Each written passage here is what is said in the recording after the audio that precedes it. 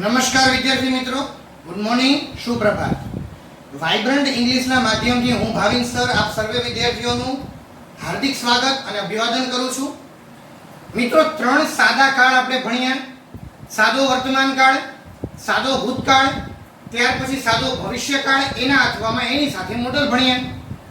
હવે ત્રણેય કાળ અને મોડલ એના સહાયકારક ક્રિયાપદ અને મુખ્ય ક્રિયાપદને આપણે શોર્ટકટ વેથી યાદ રાખવા હોય તો કઈ રીતે યાદ રાખી શકાય? મિત્રો, વાક્ય રચના તો બધામાં આવતી હતી. વાક્ય રચના મુજબ કર્તા, કર્મ અને સહાય અન્ય ક્રિયાપદ, અન્ય શબ્દ, કર્તા, કર્મ અને અન્ય શબ્દ એ તો દરેક વાક્યમાં આવે જ છે. પણ દરેકે દરેક વાક્યમાં અલગ અલગ કાળ પ્રમાણે અલગ અલગ ક્રિયાપદનું રૂપ વપરાય છે. અલગ અલગ કાળ પ્રમાણે અલગ અલગ ક્રિયાપદનું રૂપ વપરાય છે. ત્રણ સાદા કાળ અને મોડલ જે આપણે ભણી ગયા તેમાં અલગ અલગ કઈ રીતે એના ક્રિયાપદના રૂપો વપરાય છે અને કયા સહાયકારક ક્રિયાપદો વપરાય છે તેની શોર્ટકટ વેથી માહિતી મેળવી અને બે અલગ અલગ ક્રિયાપદોને આપણે સમજવાના પ્રયત્ન કરીએ. વિદ્યાર્થી મિત્રો, આ એટલા માટે તમારી સમક્ષ લઈને આવ્યો છું કે જેથી કરીને તમને ક્રિયાપદ અને સહાયકારક ક્રિયાપદ એ કયા કાળમાં કઈ રીતે વપરાય છે અને એનો શોર્ટકટ વે શું છે તેની આપણને ખ્યાલ પડે.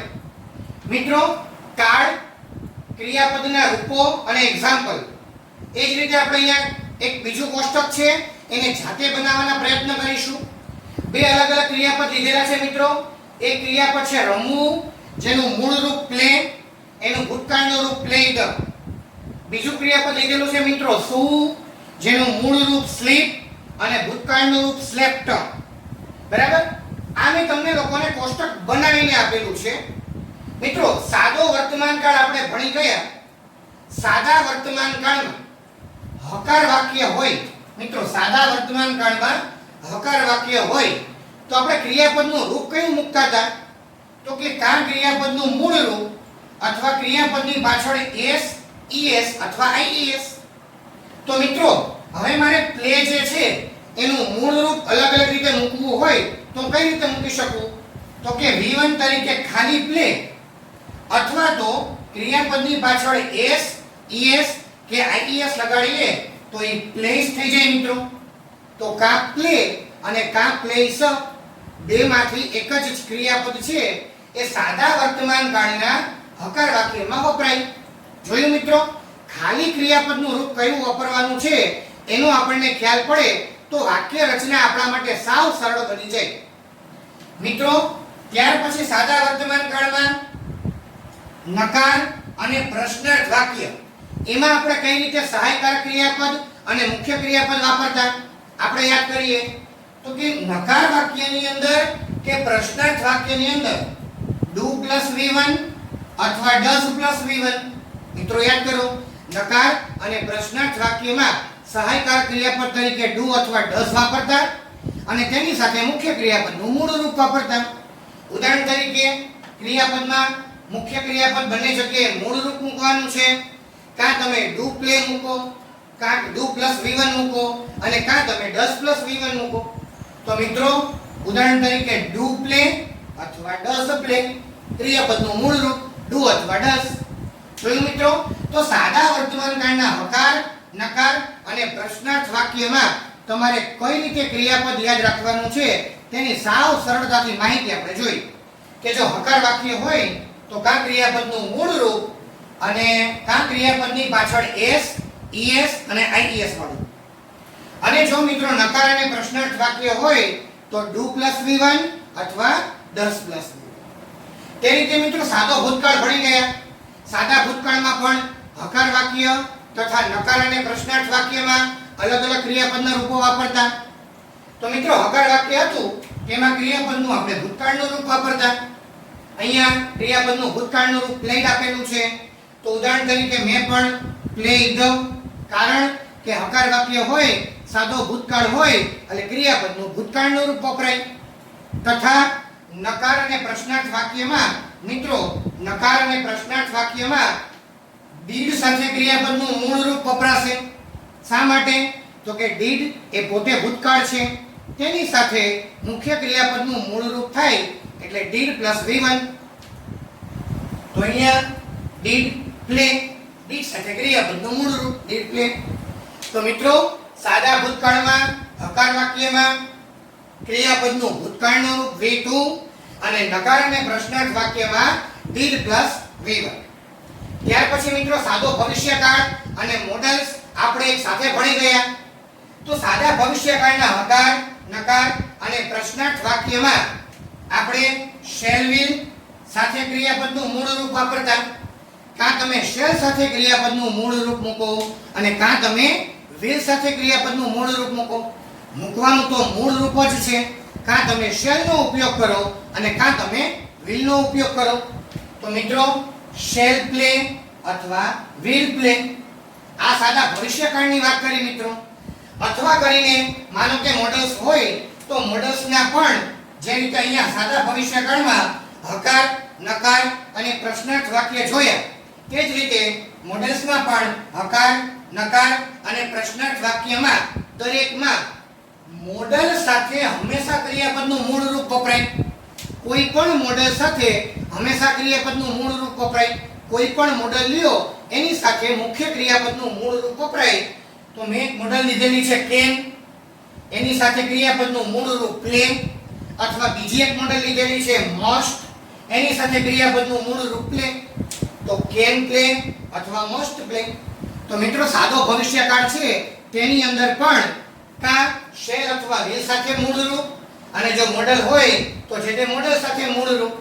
જોયું મિત્રો કયા કાળમાં કયા વાક્યમાં ક્રિયાપદનું અને સહાયકારક ક્રિયાપદનું કયું રૂપ લાગે તેનું સાવ શોર્ટકટ વેથી આપણે કોષ્ટક સ્વરૂપે માહિતી મેળવી. બરાબર, એક ઉદાહરણ જોયું એ છે રમવું, પ્લે અથવા પ્લેડ. ત્યાર પછી મિત્રો બીજું ઉદાહરણ છે સૂવું, જેને અંગ્રેજીમાં સ્લીપ અને ભૂતકાળનું રૂપ સ્લેપ્ટ. એને આપણે વિગતવાર સમજવાના પ્રયત્ન કરીએ. મિત્રો સાદો વર્તમાન કાળ હોય અને હકાર વાક્ય હોય તો કાં ક્રિયાપદનું મૂળ રૂપ અને કાં ક્રિયાપદની પાછળ એસ, ઈએસ અથવા આઈઈએસ. તો ઉદાહરણ તરીકે મિત્રો ક્રિયાપદનું મૂળ રૂપ શું છે? તો કે સ્લીપ અથવા એ જ ક્રિયાપદ સ્લીપની પાછળ એસ, ઈએસ કે આઈઈએસ વાળું રૂપ વાપરીએ. સ્લીપ એની પાછળ એસ વપરાશે એટલે સ્લીપ્સ. જોયું મિત્રો, સાવ સહેલું છે. ત્યાર પછી એને નકાર અને પ્રશ્નાર્થ વાક્ય હોય તો કાં તમે ડુ પ્લસ V1 મૂકો અથવા તો ડઝ પ્લસ V1 મૂકો. તો મિત્રો અહીંયા પણ ડુ સ્લીપ અથવા ડઝ સ્લીપ, કાં મિત્રો ડુ સ્લીપ અથવા ડઝ સ્લીપ આવશે. તો હકાર, નકાર અને પ્રશ્નાર્થ વાક્યમાં મુખ્ય ક્રિયાપદનું મૂળ રૂપ જ વપરાશે. હકાર વાક્ય હોય તો ક્રિયાપદનું મૂળ રૂપ અથવા એસ, ઈએસ અને આઈઈએસ વાળું રૂપ. નકાર અને પ્રશ્નાર્થ વાક્ય હોય તો ડુ સાથે ક્રિયાપદનું મૂળ રૂપ અથવા ડઝ સાથે ક્રિયાપદનું મૂળ રૂપ. ત્યાર પછી મિત્રો સાદો ભૂતકાળ જોઈએ. તો સાદા ભૂતકાળના હકાર વાક્યમાં ક્રિયાપદનું ભૂતકાળનું રૂપ વપરાય. મિત્રો ક્રિયાપદ સ્લીપ એ મૂળ રૂપ છે અને ભૂતકાળનું રૂપ શું છે? તો કે સ્લેપ્ટ. તો આપણે ભૂતકાળનું રૂપ વાપરવાનું છે એટલા માટે સ્લેપ્ટ. સાદા ભૂતકાળના હકાર વાક્યમાં ક્રિયાપદનું ભૂતકાળનું રૂપ સ્લેપ્ટ. મિત્રો ત્યાર પછી નકાર અને પ્રશ્નાર્થ વાક્ય જોઈએ. તો નકાર અને પ્રશ્નાર્થ વાક્યમાં ડીડ સાથે ક્રિયાપદનું મૂળ રૂપ વપરાય. એટલે કે ડીડ અને મૂળ રૂપ વાપરીએ તો ડીડ સ્લીપ, ડીડ સ્લીપ. જોયું મિત્રો, નકાર અને પ્રશ્નાર્થ વાક્યમાં ડીડ સાથે મૂળ રૂપ. તો સાદા ભૂતકાળના હકાર વાક્યમાં ક્રિયાપદનું ભૂતકાળનું રૂપ તથા નકાર અને પ્રશ્નાર્થ વાક્યમાં ડીડ સાથે ક્રિયાપદનું મૂળ રૂપ. ત્યાર પછી મિત્રો સાદો ભવિષ્યકાળ અથવા મોડલ, એને વળી પાછું ઉદાહરણ સ્વરૂપે જોઈએ.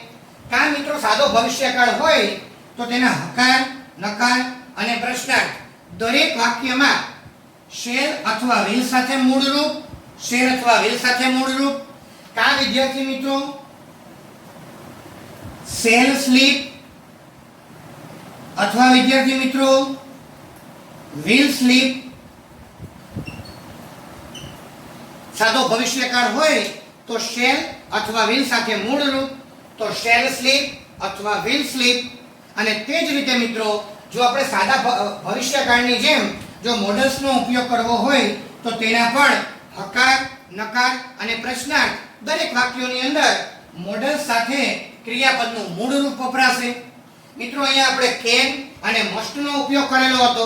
અન્ય બીજી બે મોડલ લઈએ, જેમ કે may, તો may સાથે પણ ક્રિયાપદનું મૂળ રૂપ sleep, અથવા would નો ઉપયોગ કરીએ તો would સાથે પણ ક્રિયાપદનું મૂળ રૂપ would sleep. જોયું મિત્રો, સાદો ભવિષ્યકાળ હોય તો shall અથવા will સાથે ક્રિયાપદનું મૂળ રૂપ, અને જો મોડલ હોય તો જે તે મોડલ સાથે ક્રિયાપદનું મૂળ રૂપ.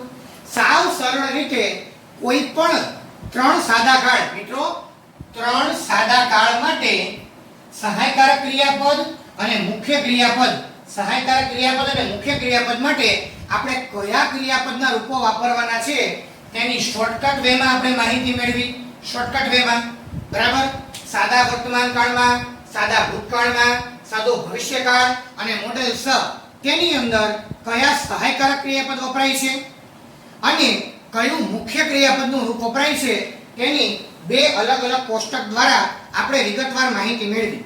તો હવે ત્રણ સાદા કાળને આવી જ રીતે નવા નવા ક્રિયાપદો સાથે તમે અલગ અલગ કોષ્ટક બનાવી, આ રીતે તમે અલગ અલગ કોષ્ટક બનાવી અને તમારી જાતે પ્રેક્ટિસ કરી શકો, જેથી કરીને આપનો મહાવરો પાકો થાય, આપની પ્રેક્ટિસ સારી થાય કે કોઈ પણ ક્રિયાપદનું રૂપ આપેલું હોય, મારે સહાયકારક ક્રિયાપદ અને મુખ્ય ક્રિયાપદ કયા કાળમાં કયું વાપરવાનું છે તેની આ કોષ્ટક દ્વારા તમને સાવ સરળતાથી માહિતી મળશે. મિત્રો એક વખત આ બંને કોષ્ટકને આપ વિગતવાર અભ્યાસ કરી જાઓ, જોઈ જાઓ, જેથી કરીને કયા ક્રિયાપદ અને કયા સહાયકારક ક્રિયાપદનો ઉપયોગ થાય છે તેની આપણને રિવાઇઝ થઈ જાય, તેની માહિતી આપણને ખબર પડે.